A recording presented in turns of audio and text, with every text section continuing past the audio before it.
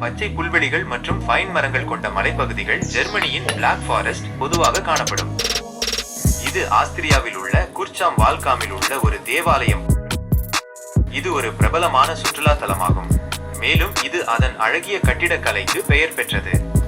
இது ஆஸ்திரியாவில் உள்ள ஒரு அழகான பரோக் தேவாலயம். இது 13ஆம் நூற்றாண்டில் கட்டப்பட்டது. மேலும் அதன் அற்புதமான உட்புறம் மற்றும் வெளிப்புற வடிவமைப்புகளுக்கு பெயர் பெற்றது.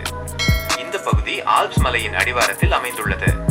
இது ஐரோப்பாவில் உள்ள மிக உயரமான மலைத்தொடர் ஆகும். இங்கு பலவிதமான தாவரங்கள் மற்றும் விலங்கினங்கள் உள்ளன. மேலும் மலையேற்றம் மற்றும் பனிச்சறுக்கு போன்ற வெளிப்புற நடவடிக்கைகளுக்கு இது ஒரு பிரபலமான இடமாகும். இது போலந்து நாட்டின் தென்மேற்கில் உள்ள லோயர் சைலேசியாவில் உள்ள ஒரு ரயில்வே பாலம். இது 1905ஆம் ஆண்டு கட்டப்பட்டது. இது அப்பகுதியில் உள்ள பிரபலமான சுற்றுலா தலமாகும். இந்த மலைகள் சுடெடன் மலைகளின் ஒரு பகுதியாகும். இது செக் குடியரசு மற்றும் போலந்து இடையே அமைந்துள்ளது.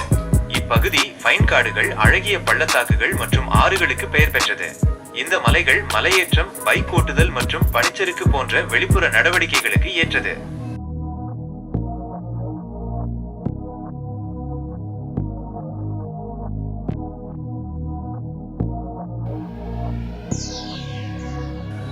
இது போலந்தில் உள்ள சார்ஸ்டின் ஏரி. இது ஒரு செயற்கை நீர்த்தேக்கம். இது டுனேஜக் ஆற்றின் குறுக்கே கட்டப்பட்டுள்ளது. இந்த ஏரியின் கரையில் ஸ்ரேஸ்டின் மற்றும் நைஜிகா ஆகிய 2 கோட்டைகள் உள்ளன. இந்த ஏரியின் அழகிய அமைப்பால் இது ஒரு பிரபலமான சுற்றுலா தலமாக விளங்குகிறது. இந்த மலை போலந்தில் உள்ள பெஸ்கிட் மலைத்தொடரின் ஒரு பகுதியாகும். இது கர்பாடியன் மலைகளின் வெளிப்புற பகுதி. இது ஸ்லோவாக்கியா மற்றும் உக்ரைன் வரை நீண்டுள்ளது. இந்த மலைகள் அடர்ந்த காடுகள் மற்றும் அழகிய நிலப்பரப்புகளுக்கு பெயர் பெற்றது.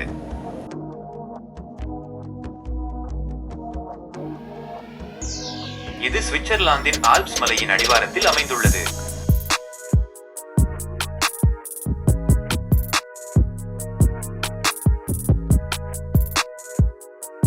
இது பசுமையான புல்வெளிகள் மற்றும் அழகிய மலைகளுக்கு பெயர் பெற்றது. இந்த ஏரியின் அமைதியான சூழல் மற்றும் இயற்கையான அழகு காரணமாக இது ஒரு பிரபலமான சுற்றுலா தலமாக விளங்குகிறது.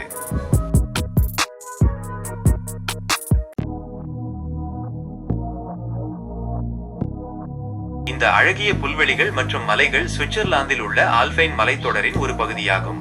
இந்த இடம் பசுமையான புல்வெளிகள், அமைதியான ஏரிகள் மற்றும் கம்பீரமான மலைகளுக்கு பெயர் பெற்றது. இந்த அமைதியான சூழல் காரணமாக இது சுற்றுலா பயணிகளை வெகுவாக கவர்ந்துள்ளது.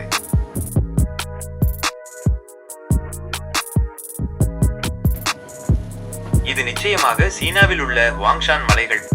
இது அதன் தனித்துவமான கிரானைட் சிகரங்கள், பைன் மரங்கள் மற்றும் அடிக்கடி மேகங்களால் சூழப்பட்டிருக்கும் மேகக்கடலுக்கு பெயர் பெற்றது.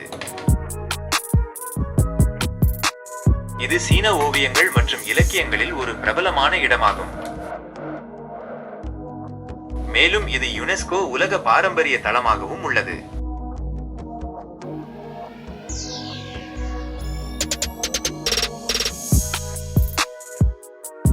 இது தென்தீவில் உள்ள நியூசிலாந்தின் தெற்கு ஆல்ப்ஸ் மலைத்தொடர்.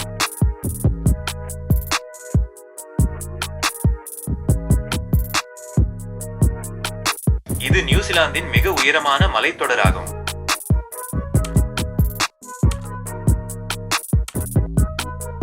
மேலும் இது அதன் அழகிய இயற்கை காட்சிகள், பனிப்பாறைகள் மற்றும் ஏரிகளுக்கு பெயர் பெற்றது. இந்த மலைத்தொடர் மலையேற்றம், பனிச்சறுக்கு மற்றும் படகு சவாரி போன்ற வெளிப்புற நடவடிக்கைகளுக்கு ஏற்றது.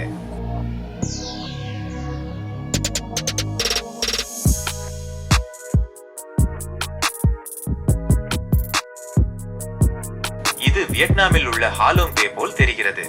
இது அதன் ஆயிரக்கணக்கான சுண்ணாம்பு கற்கள் மற்றும் தீவுகளுக்கு பெயர் பெற்றது. இந்த தீவுகள் பல்வேறு தாவரங்கள் மற்றும் விலங்கினங்களின் வாழ்விடமாக உள்ளது.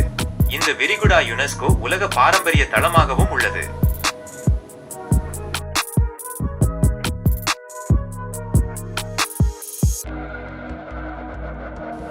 இது நியூசிலாந்தில் உள்ள ஃபியோர்லாண்ட் தேசிய பூங்காவாக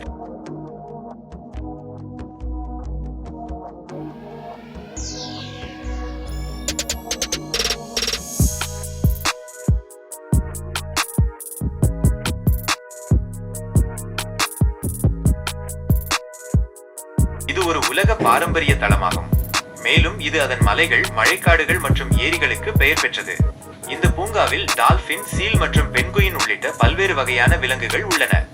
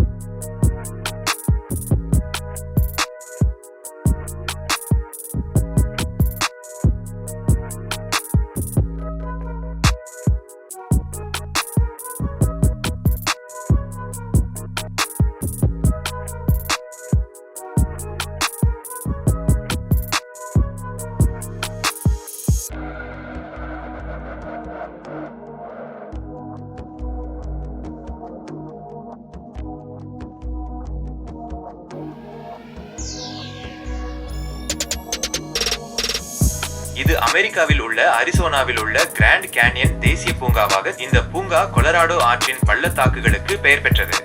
இந்த பள்ளத்தாக்குகள் பாறை அடுக்குகளை காட்டுகின்றன. மேலும் இப்பகுதி உலகின் மிக அற்புதமான இயற்கை காட்சிகளில் ஒன்றாகும்.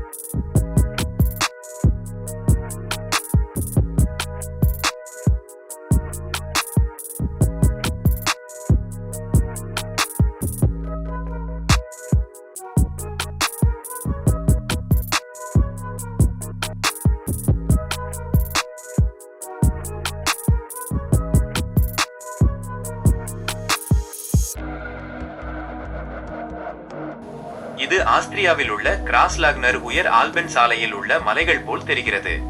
இது ஆஸ்திரியாவில் உள்ள மிக உயரமான மலைப்பாதை ஆகும். மேலும் இது ஆல்ப்ஸின் அற்புதமான காட்சிகளுக்கு பெயர் பெற்றது. இந்த சாலை மலையேறுபவர்கள் மற்றும் பைக் ஓட்டுநர்களுக்கு ஒரு பிரபலமான இடமாகும்.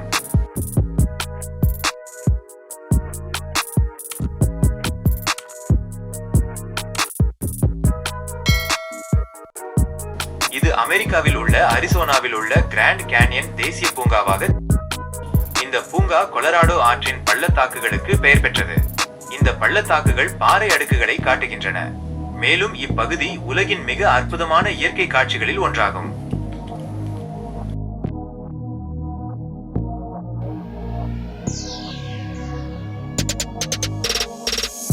இது இந்தியாவின் லடாக்கில் உள்ள மலைகள். இது இந்தியாவின் வடக்கே உள்ள ஒரு மலைப்பாங்கான பகுதியாகும். இது அதன் அழகிய நிலப்பரப்புகள் மற்றும் தனித்துவமாகின்றன. லடாக்கின் கலாச்சாரம் திபெத்திய கலாச்சாரத்தை ஒத்துள்ளது. இங்கு பௌத்தம் மற்றும் இஸ்லாம் மதங்களைச் சேர்ந்த மக்கள் வசிக்கின்றனர். லடாக்கில் பல பழமையான மடங்கள் மற்றும் கோயில்கள் உள்ளன.